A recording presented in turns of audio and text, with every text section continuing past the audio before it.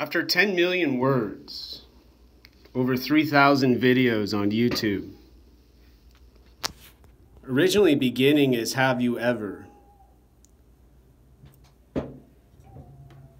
A part of an application for a medical school, now available only online. With the library closed with the coronavirus pandemic.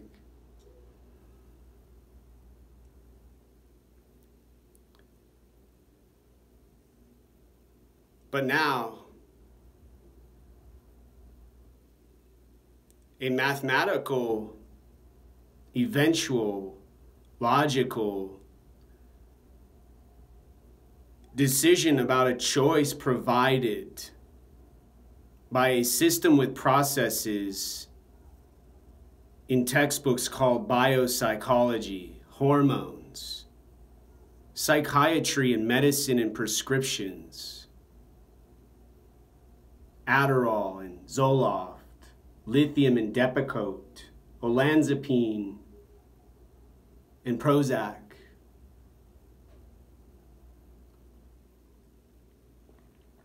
Psychology and social work, counseling and therapy and psychotherapy about emotions and colors and moods, and assistance with a mind and an ego and a self. They're trained to behave correctly in a hospital, in a building, treatment center, and also in Seattle on Capitol Hill, in a described, labeled apartment residence with rooms in a house where rent has to be addressed to Caroline W. Apartments, and a human must participate in procedural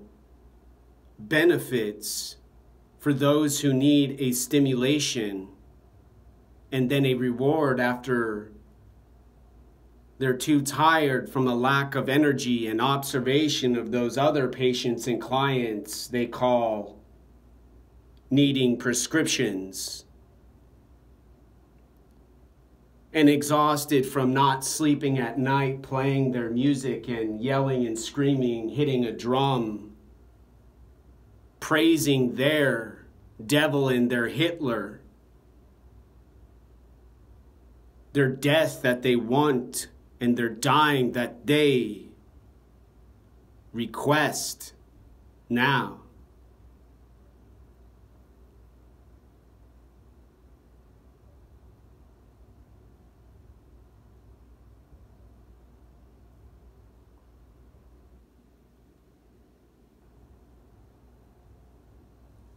Normal, with counseling involved, involves appointments ignored, months and months, hypothetically a year from now, and then a call, a visit, a knock, knock, knock, knock, a note on a door about an eviction notice, and a mystery no one ever solves, why the social worker counselor never called on the appointment date during the telemedicine specified time. And most importantly of all, why a mental health organization with an answering machine service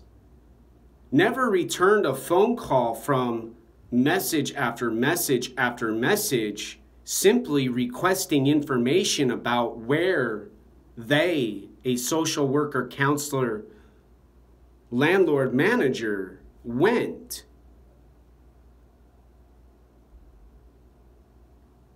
And above all else, why they didn't simply say they need a break. They're making a decision they don't assist me with now, other than giving me some mechanical engineering man with some dangling keys and some woman with a broom cleaning to fix my apartment studio in their house called a room I rent from them. Now,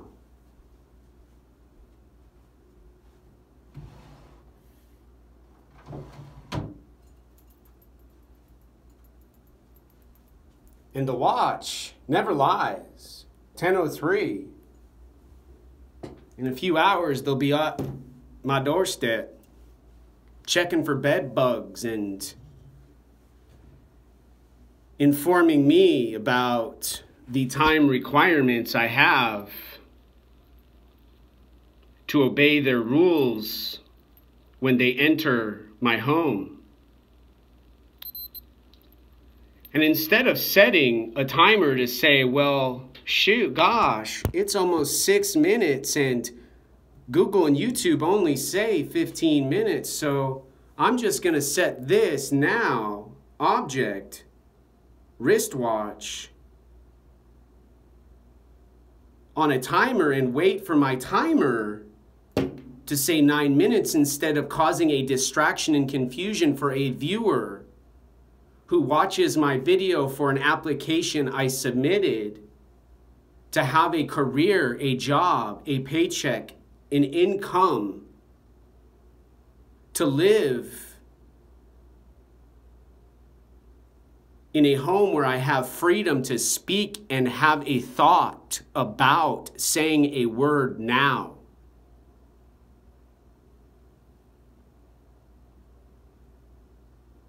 In Seattle on Capitol Hill, what I'm describing has to do with humor, laughter, art, and what the anti-fascists call their call to arms to defeat those who limit and restrict and control their dominance. White barbarians from overseas originally, near where I undoubtedly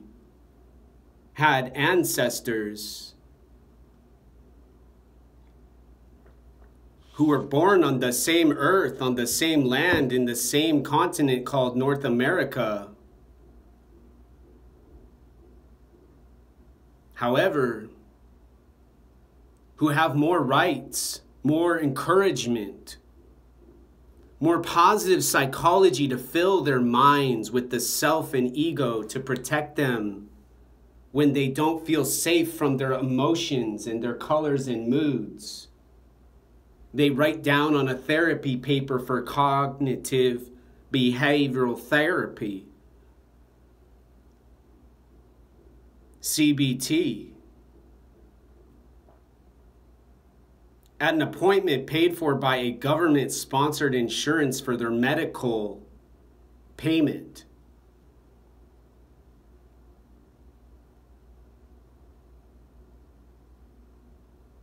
Accomplished with the help of those ethnicities, those dialects, those cultures and communities and tribal indigenous humans who they call a race, who stare and stare and stare and observe and observe and observe and watch instead of the police saying to the thug gangster who harasses and bullies and assaults, no more. Providing their services to get a person to another building, another location, another sector where they can get some free pasta, some worn out vegetables, moldy bread, thawed out from frozen state of a food bank, and visit their free clothing department and their Goodwill shop business they recommend.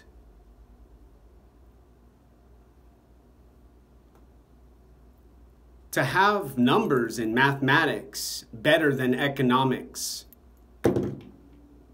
Control and power and restrictions instead of freedom, they say, causes racial inequality and injustice now.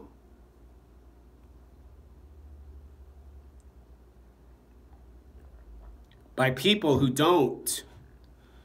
allow a human on a bike to interfere with traffic and make no more stop signs, no more children's school zone indications for pedophiles and rapists to know they will be killed and murdered when they touch the child and grab the woman in her crotch. And then the police will provide documents and evidence about an amendment allowing a right to bear arms to defend a body and brain and human in a world, in a civilization where dominance, confusion, and misdirection are far more important to those doctors and professors, surgeons and nurses and doctors who say there's a medical emergency with racism, who teach about their theory and their philosophy of post-colonialism and postmodernism and some Frantz Fanon wretched of the earth explanation for a new psychiatry with more advancement with drugs and more precise deliveries of substances and chemicals and tests to make sure those hormones they call testosterone don't mess with the time remaining now. The end. The end. The end. Except the 9. Everyone says so sexually in a brothel has a 6 instead and a 9 the other way, and a hallucination of stimulation reminds a neuron. There's humans now who are sleeping during the day, who are staring at a wall. And my attention and my focus and my concentration are disrupting their awareness, determined by their mental health provider on Capitol Hill in Seattle, Washington, who has no gender, who has no religion except Muslim culture, who doesn't have a land where they were born except a Mexican American description, letter, language, and another race defined by a color of a skin they call ethnicity.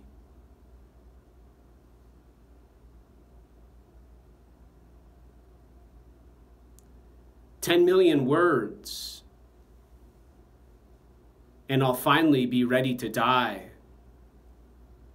peacefully, knowing I did what I could for Oliver and Nola and Liam, Sam and Owen,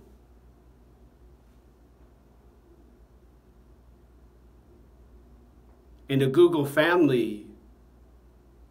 who erased all of my information for a technology device to help their children and their kids and their friends and their social acquaintances have a better future than a person like me, who's only their help, who's only their assistance when they have time and money to provide a poor, suffering, pathetic bitch who everyone says needs to shut up, shut up, shut up, and be quiet and silence myself and my ego and my mind to control my behavior, to control and limit and restrict